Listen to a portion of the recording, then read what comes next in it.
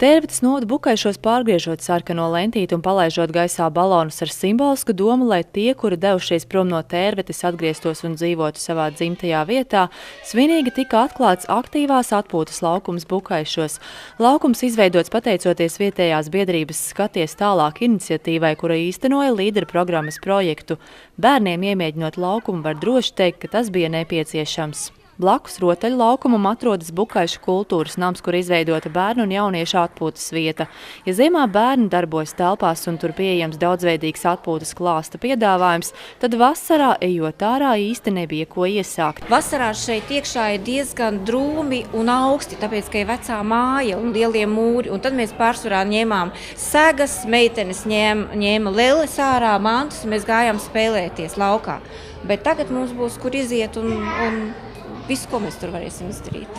Pēdējo 2 gadu laikā Tērvetes novadā kopumā īstenoti 5 līdera programmas projekti. To skaitā arī Bukaišu ciemā izveidots dienas atbalsta centrs, kur iedzīvotājiem iespējams izmazgāt veļu, nomazgāties pašiem un apmeklēt frizieri.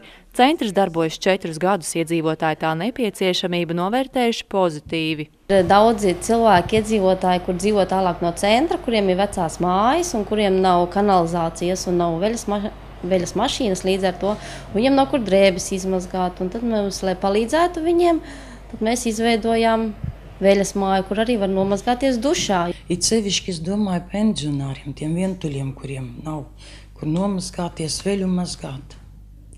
Tiem ļoti labi izdevīgi. Rakstot projektu Tērvetes novadas sporta hallē izveidot trenažieru zāli ar modernu aprīkojumu, kur var izmantot ik viens tērvetnieks.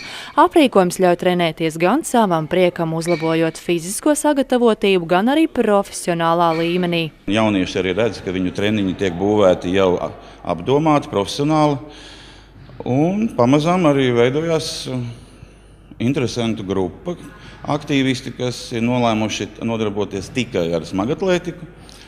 Un pirms tam viņi ir braukājuši kur nu kurais, kas var atļauties uz Jelgavu, kas uz Dobeli, un tagad ir bezgalīgi laimīgi, ka tas viss tepat uz vietas ir. Kopumā Tērvetes novadā darbojas 13 biedrības, kuras aktīvi īsteno nelielus projektus sava novada infrastruktūras sakārtošanai. Biedrības jau kā tādas ir dibinātas tāpēc, lai atvieglotu pirmkārt novada budžetus, lai varētu aktivizēt jauniešus, veidot visādas nometnes, citas aktivitātes, lai varētu par jauniešiem liederīga brīvā laika pavadīšanas iespējām, kā arī mana biedrība konkrēti nodarbojas arī ar kultūras dzīves pilnveidošanu, dažādošanu novadā.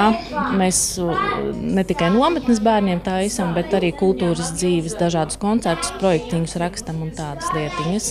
Biedrības tērvetnieki pēdējais īstenotais projekts ir rotaļu laukuma izveide pie Annas Brigaderes pamatskolas pirmskolas izglītības iestādes.